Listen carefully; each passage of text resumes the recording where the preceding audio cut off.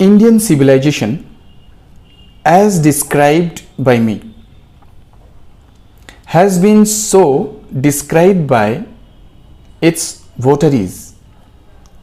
votaries का मतलब होता है डिवोटीज, मीन्स मानने वाला।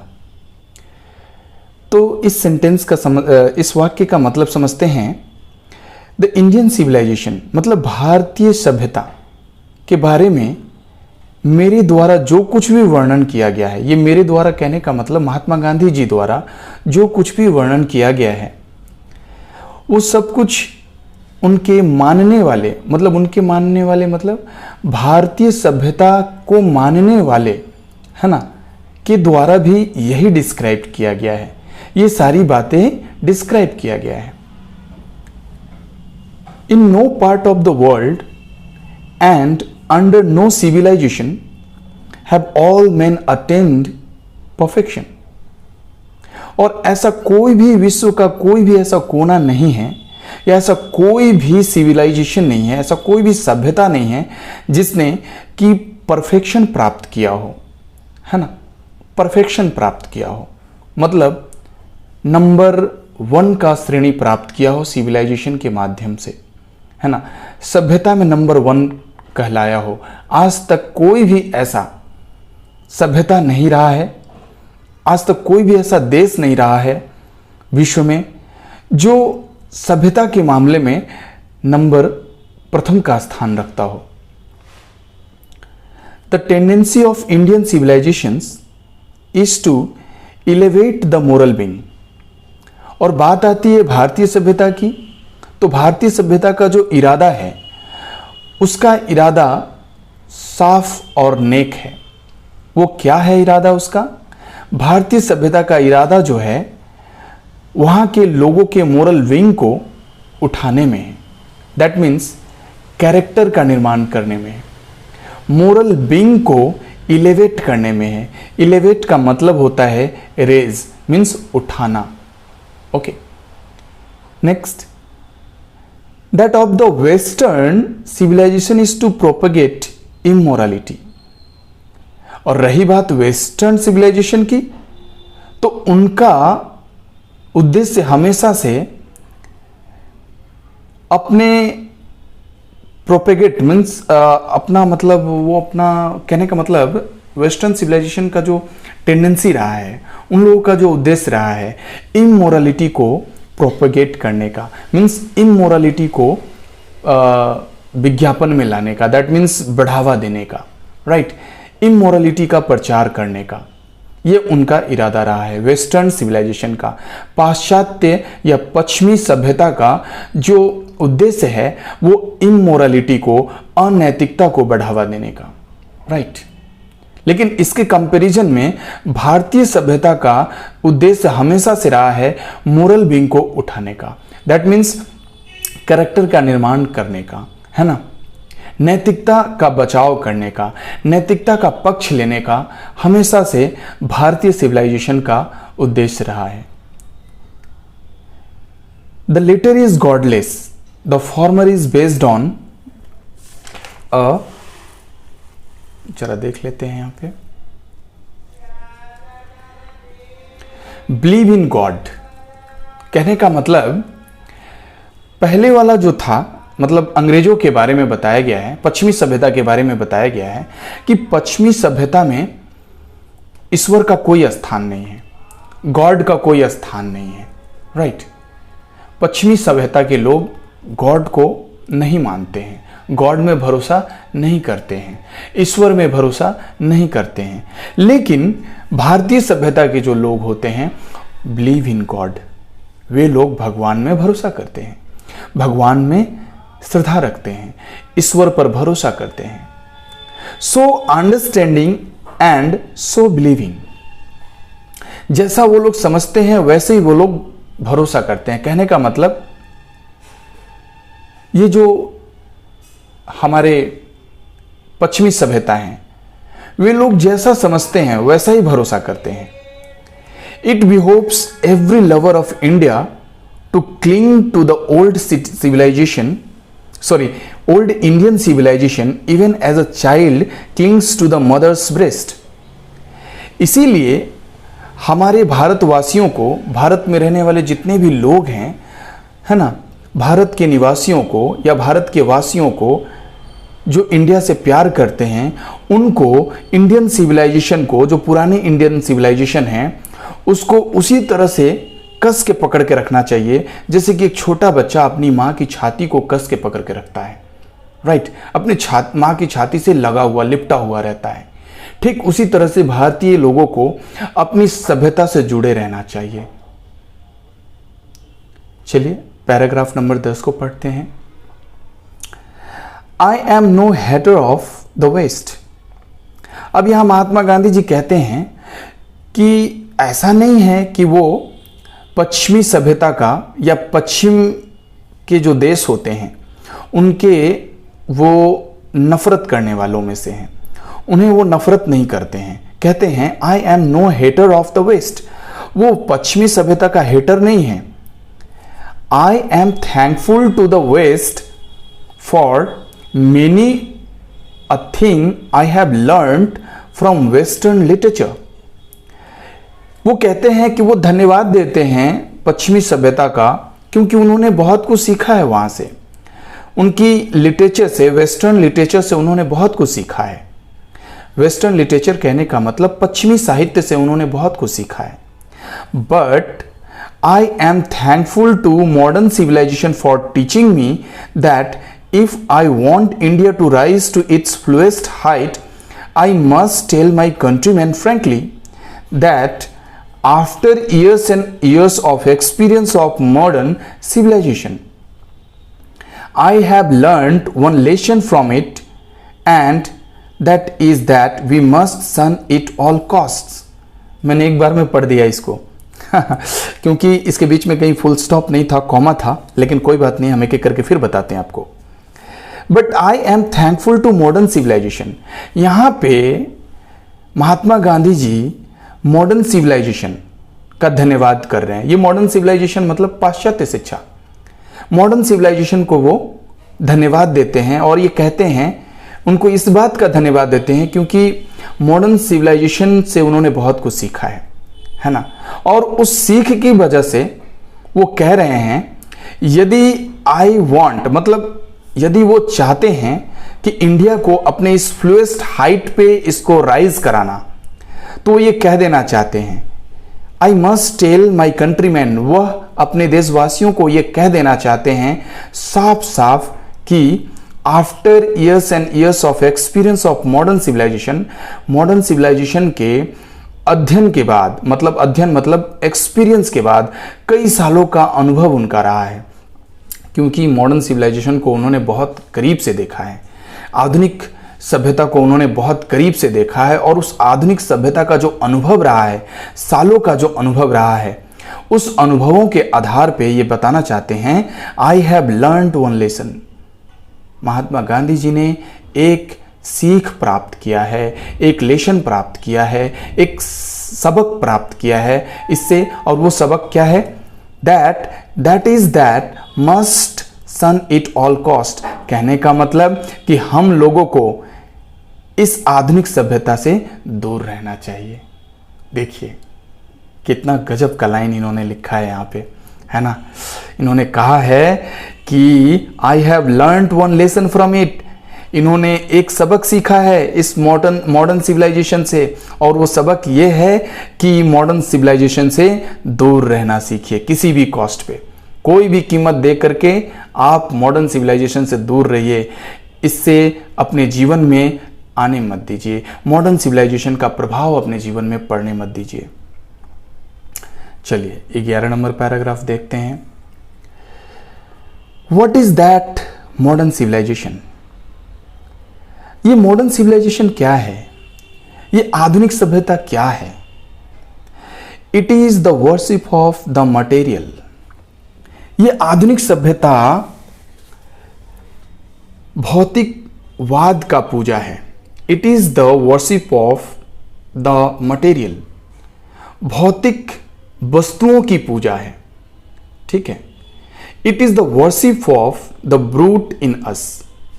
ये हमारे अंदर आने वाले कुछ नहीं, विकार की पूजा है, हमारे अंदर जो खराबी आती है उसकी ये पूजा है, हमारे अंदर जो चाहत और लालच आती है उसकी ये पूजा है। क्योंकि modern civilization completely based on materialism, material के लिए हम लोग लड़ते रहते हैं, सुख सुविधा इसको प्राप्त करने के लिए हम लोग झगड़ते रहते हैं, उसकी लालसा बनी रहती है हम लोगों में, और इसी के चलते हम लोग जंगली होते जाते हैं। ब्रूटिनस, ब्रूट का मतलब जंगलीपना हमारे अंदर पनपने लगता है।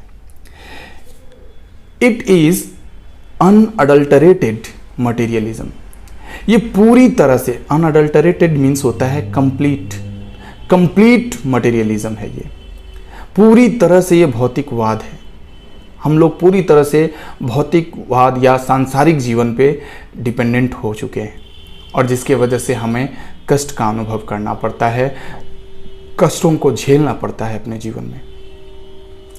And modern civilization is nothing if it does not think at every step of the triumph of material civilisation.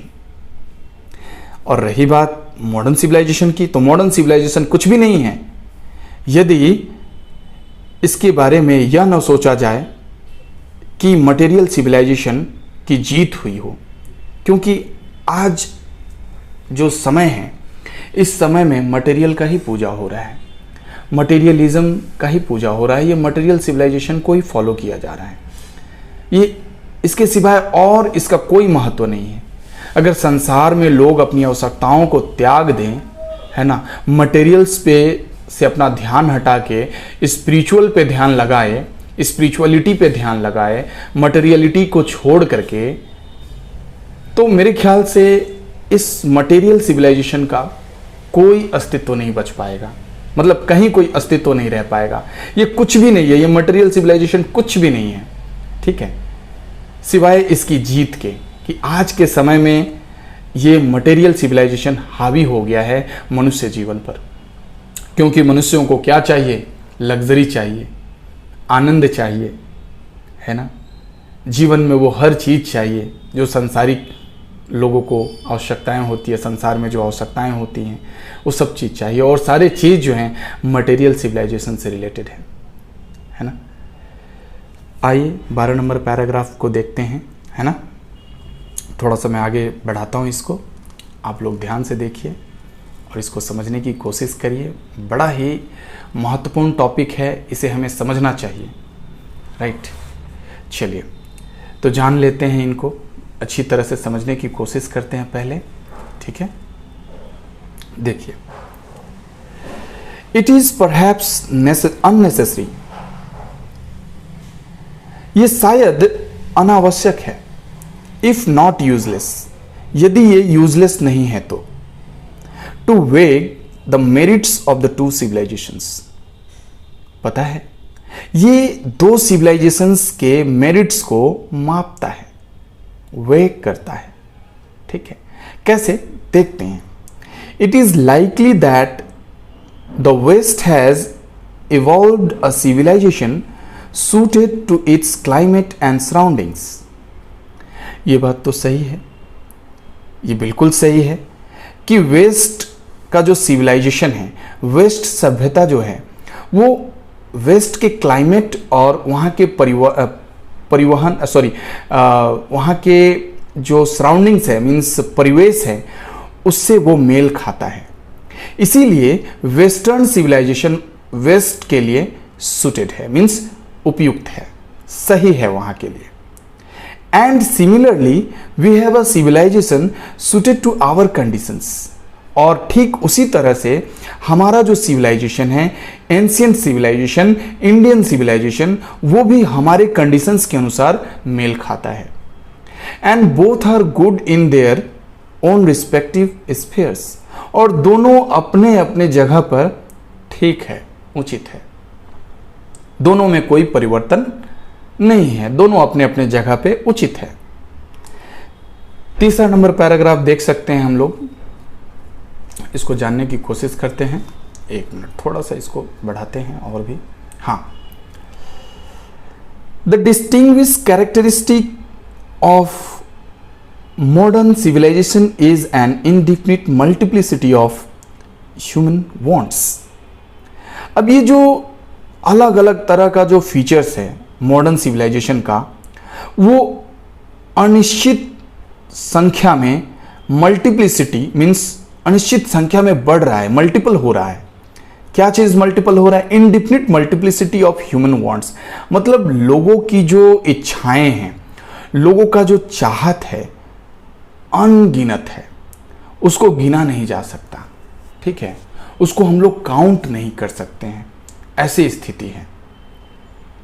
The characteristic of Indian civilization is an imperative restriction upon and a strict regulating of these wants.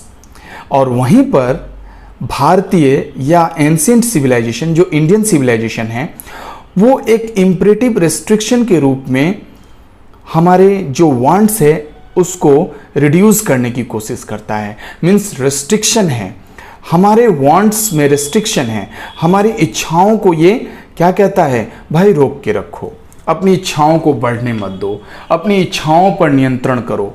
ये हमारी सभ्यता हमें सिखलाती है, right. कहती है कि आवश्यकताओं को कम रखो, आवश्यकताओं को कम रखोगे तो दुख कम होंगे, आवश्यकताएं अधिक होंगे और वो पूरा ना हो तो दुख कम नहीं बढ़ जाएगा, दुख का बढ़ना स्वाभाविक हो जाएगा, है ना। ये बात हमारी सभ्यता एंशिएंट सिविलाइजेशन हमें सिखलाती है। आगे बढ़ते हैं। द मॉडर्न और western insatiableness arises really from want of living faith in a future state and therefore also in divinity, है ना। अब रही बात यहाँ पे मॉडर्न और वेस्टर्न जो सिविलाइजेशन है, मॉडर्न सिविलाइजेशन और वेस्टर्न सिविलाइजेशन, ये दोनों सिविलाइजेशन जो है ना, इनसेटिएबलनेस का मतलब होता है अनसेटिस्फाइड और अनसेटिस्फैक्शन है। इन दोनों सिविलाइजेशन में अनसेटिस्फैक्शन अराइज होता है कब? जब हमें अपने चाहत में भरोसा होने लगता है, राइट। और हम चाहत ऐसा रखते हैं कि फ्यूचर में भी हमारा कंडीशन अच्छा रहे, है ना। ऐसा कभी होता है क्या? फ्यूचर एक समान होता है क्या? होत न दिन एक समाना, दिन कभी एक समान नहीं होता है ना। तो समय बदलता रहता है, टाइम बदलता रहता है, तो हम फ्यूचर ठीक कैसा हो और कैसे हो इसकी कल्पना कर सकते हैं, है ना। उसे ठीक रखने के लिए कुछ अच्छे कर्म करने पड़ेंगे। और रही बात यहाँ पे एक और बात बताया गया, and therefore also in divinity, और उसके बाद डिवाइनिटी में, डिवाइनिटी कहने का मतलब देवित्व में, दैवीय शक्ति या भगवान में भरोसा करने का, है ना। द रेस्ट्रेंट ऑफ एंशिएंट और eastern civilization arises from a belief. और ये जो एंशिएंट और ईस्टर्न सिविलाइजेशन कहने का मतलब इंडियन सिविलाइजेशन और पश्चिमी ये तो दोनों एक ही है। एंशिएंट एंड ईस्टर्न सिविलाइजेशन कहने का मतलब हमारे ही देश का सिविलाइजेशन, एशियन सिविलाइजेशन एंड और ईस्टर्न सिविलाइजेशन कहने का मतलब इंडियन सिविलाइजेशन। ये हमेशा भरोसा करता है किसमें? भगवान में, ईश्वर में। Often in spite of ourselves in a future state and existence of a divine power. ये हमेशा भरोसा करता है अपने ऊपर, और अपने से ज़्यादा तो अपने भगवान के ऊपर भरोसा करता है, ठीक है। ये जो सभ्यता है, इस सभ्यता में भगवान के होने का, ईश्वर के होने का, existence of a divine power का भरोसा है, राइट। लेकिन वेस्टर्न सिविलाइजेशन में ऐसा नहीं है। वेस्टर्न सिविलाइजेशन में भगवान में भरोसा नहीं है, वहाँ पे भगवान के एग्जिस्टेंस पर प्रश्न चिन्ह है। वहाँ पर भगवान का होना मेरे ख्याल से क्या, इस पैसेज के हिसाब से भी, है ना, नेगेटिव है। क्योंकि वहाँ के लोग, वेस्टर्न कल्चर के लोग, वेस्टर्न सिविलाइजेशन के लोग भगवान में विश्वास नहीं रखते हैं। लेकिन भारतीय सभ्यता और संस्कृति में भगवान को, है ना, सर्वोपरि माना गया है, भगवान में भरोसा रखा जाता है, ये दर्शाया गया है। अब 14 नंबर पैराग्राफ को देखते हैं तो और बेहतर समझ में आएगा हम लोगों को, राइट। देखिए, some of the immediate and brilliant results of modern inventions are too maddening to resist. ये तो बात सही है, बिल्कुल सही है कि कुछ ऐसे अचानक मतलब इतने शानदार रिजल्ट्स आए हैं मॉडर्न सिविलाइजेशंस का या मॉडर्न इन्वेंशंस का, जो लोगों को पागल कर देता हो, लोगों को पागल कर देता हो, लोगों को आश्चर्यचकित कर देता हो, और वो लोग अपने नियंत्रण को खो दे। कहने का मतलब वे लोग अपने आप को खो देते हैं। कैसे खो देते हैं? क्योंकि इतने अच्छे अच्छे इन्वेंशंस हुए हैं जिसे देख करके वे लोग मोहित हो जाते हैं। ये कमाल किसका है? मॉडर्न सिविलाइजेशन का है, राइट, मॉडर्न इन्वेंशंस का है। मॉडर्न आज के दिनों में देख लीजिए, एक से एक इन्वेंशन हुआ है ना, जिसके कारण लोग जो है आश्चर्यचकित रह जा रहे हैं। But I have no manner of doubt that the victory of man lies in that resistance. लेकिन महात्मा गांधी का कहना है कि वो किसी भी तरह से, उनको किसी प्रकार की कोई शंका नहीं है कि जो मनुष्य का जो विक्ट्री है वो किसमें लाइज करता है? रेसिस्टेंस में, नियंत्रण में करता है। उसे अपने ऊपर नियंत्रण रखना चाहिए, है ना, अपनी इच्छाओं के ऊपर नियंत्रण रखना चाहिए। ये जितने भी इन्वेंशंस हो रहे हैं इसमें लोग कोढ़ी होते जा रहे हैं, मेहनत करना छोड़ रहे हैं, लोग इसी चीज़ पर निर्भर हो रहे हैं, डिपेंडेबल हो रहे हैं। अब इनडिपेंडेबल नहीं रहे, अब सब डिपेंडेबल होने लगे हैं। तो ये एक डर है, यह एक खतरा है, राइट। इसीलिए कह रहे हैं, but I have no manner of doubt that the victory of man lies in that resistance. अब इनको किसी प्रकार का कोई शक नहीं रहा कि जो मनुष्य का जो विजय है ना, वो पूरी तरह से किस में निर्भर होना चाहिए? रेसिस्टेंस पे, नियंत्रण पे होना चाहिए। कह रहे हैं, we are in danger of bartering away the permanent good for a momentary pleasure. ठीक है, गांधी जी कह रहे हैं कि हम लोगों को ये एक बहुत बड़ा खतरा है। बार्टरिंग, हम लोग क्या कर रहे हैं? एक्सचेंज कर रहे हैं। बार्टरिंग मीन्स होता है एक्सचेंज, है ना, एक्सचेंज गुड्स, है ना, प्रॉपर्टी। हम लोग अपना प्रॉपर्टी एक्सचेंज कर रहे हैं, है ना, अपने प्रॉपर्टी कहने का मतलब अपना टाइम वेस्ट कर रहे हैं, है ना, पर the permanent good for a momentary pleasure, है ना। हम लोग अपने परमानेंट गुड के लिए, हमेशा की भलाई के लिए हम लोग क्या कर रहे हैं? मोमेंट्री प्लेजर पाने के लिए हम लोग अपना परमानेंट टाइम को उसमें क्या कर रहे हैं? इन्वेस्ट कर रहे हैं। This is not okay, this is not good. ये बिल्कुल सही नहीं है, राइट। हम लोगों को ऐसा नहीं करना चाहिए। हमें अपने समय का सदुपयोग करके, है ना, मोमेंट्री क्षणिक आनंद के लिए अपने इस बड़े से जीवन को दांव पे नहीं लगाना चाहिए, है ना। ये बात इसमें बताया गया है। होगा just as in the west they have made wonderful discoveries in things materials, similarly Hinduism had made still more marvelous discoveries in things of religion, of the spirit, of the soul. ये बड़ा ही important बात है, समझने की बात है। यहाँ पे इसमें बहुत बढ़िया तुलना हुआ है भारतीय सभ्यता का और पश्चिमी सभ्यता के साथ, ठीक है। Just as in the West they have made wonderful discoveries in things material, जैसा कि पश्चिमी सभ्यता ने एक शानदार डिस्कवरीज किया है सामान में, मटेरियल में, भौतिकता में उन लोगों ने बहुत डिस्कवरीज किया है। ठीक उसी तरह से हिंदुइज्म में, हिंदू सभ्यता में या इंडियन सिविलाइजेशन में एक शानदार डिस्कवरीज, एक नहीं कई सारे शानदार डिस्कवरीज हुए हैं, वो भी किसमें? रिलीजन के क्षेत्र में, है ना, in things of religion, right, धर्म के क्षेत्र में यहाँ पे बहुत डिस्कवरीज हुआ है। Of the spirit of the soul, कहने का मतलब आत्मा का और परमात्मा का, right, of the spirit of the soul, आत्मा और परमात्मा का बहुत बड़ा डिस्कवरीज यहाँ पे हुआ है। ऐसे ऐसे ऋषि मुनि हुए हैं, ऐसे ऐसे संत यहाँ पे हुए हैं जो डायरेक्ट संवाद करते थे ईश्वर से, भगवान से, राइट। ये एक बहुत बड़ी डिस्कवरीज है। जिसने हम लोगों को बनाया उससे हम लोग कम्युनिकेट करते थे।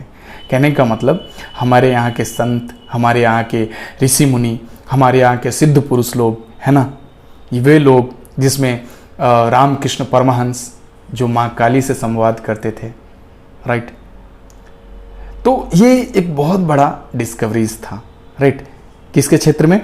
थिंग्स ऑफ रिलीजन के क्षेत्र में। आगे बढ़ते हैं। 16 number paragraph. But we have no eye for this great and fine discoveries.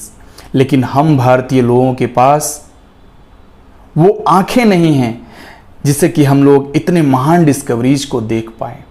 ये बात सही है। भारत में बहुत सारे ऐसे डिस्कवरीज हुए हैं रिलीजन के क्षेत्र में, है ना, बहुत सारे ऐसे हुए हैं, बहुत सारे ऐसी इतिहास है ऐसा, ये इतिहास है हमारे भारत का, है ना, हमारे सभ्यता का। लेकिन हमारे यहाँ के लोग, हमारे भारतीय लोगों के पास, हमारे भारतीय लोगों के पास वो आंखें नहीं हैं कि वो इतने सुंदर डिस्कवरीज को देख पाएं। We are dazzled by the material progress that western science has made. और हम लोग किससे ज़्यादा अफेक्टेड हैं? हम लोग ज़्यादा अफेक्टेड हैं वेस्टर्न साइंस से, क्योंकि वेस्टर्न साइंस ने मटेरियल प्रोग्रेस किया है। मटेरियल प्रोग्रेस के वजह से हम लोगों की आंख पे पर्दा पड़ चुका है ना। हम लोग स्पिरिचुअल प्रोग्रेस को नहीं देख पा रहे हैं, केवल मटेरियल प्रोग्रेस को हम लोग देख पा रहे हैं। I am not enamoured of that progress. कह रहा है I am not in love of that progress. Enamoured means होता है लव, इन लव विथ, ठीक है। कहने का मतलब महात्मा गांधी जी को इस तरह के प्यार, इस तरह से ये मटेरियल प्रोग्रेस से प्यार नहीं है। ये बात तो सही है। महात्मा गांधी जी ने एक समय पे, है ना, सारा कुछ त्याग दिया था, राइट। सारा कुछ त्याग दिया कहने का मतलब सांसारिक जीवन को त्याग दिया था, है ना। आध्यात्मिक जीवन को जी रहे थे, आध्यात्मिक लाइफ को निर्वहन कर रहे थे, राइट। सादा जीवन, उच्च विचार, ये आध्यात्मिक विचार है। ये महात्मा गांधी जी का विचार हुआ करता था, राइट। और वो इसलिए कहते हैं I am not enamoured of that progress. उनको इस तरह के उन्नति से किसी प्रकार का कोई लगाव नहीं है। In fact it almost seems as though God in his wisdom has prevented India from। यहां तक समझते हैं पहले। इनफैक्ट सच्चाई तो यह है कि ऐसा करीब करीब लगता है कि भगवान और उनकी जो बुद्धिमत्ता है, उस बुद्धिमत्ता में भारत को रोका है। किस चीज से? आगे बढ़ते हैं फिर पता चलेगा किस चीज से रोका है। ये देखने की बात है। ऊपर का लाइन थोड़ा देखेंगे तो पता चलेगा, है ना। एक मिनट, हाँ, उन्होंने रोका है। God in his wisdom has prevented India from progressing along those lines. मतलब भगवान ने भारत के लोगों को रोका है। किस लाइन को कवर करने से, किस लाइन में प्रोग्रेस करने से रोका है? मटेरियल्स के लाइन में प्रोग्रेस से रोका है, मटेरियलिज्म को फॉलो करने से रोका है। शायद ऐसा ब्लेसिंग्स है भारत के लोगों के ऊपर कि वे लोग मटेरियल प्रोग्रेस को उतना ज़्यादा तवज्जो नहीं देते हैं, राइट।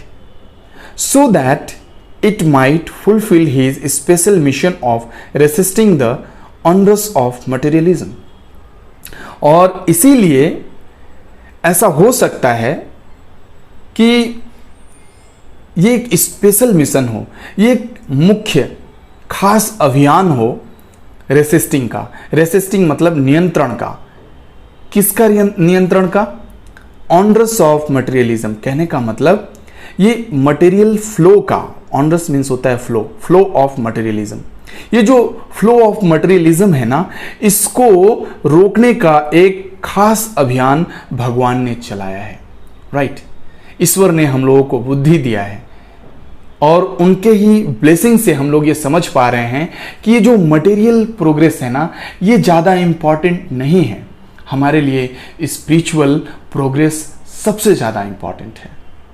सो डियर फ्रेंड्स, दोस्तों, यहीं तक, ठीक है। और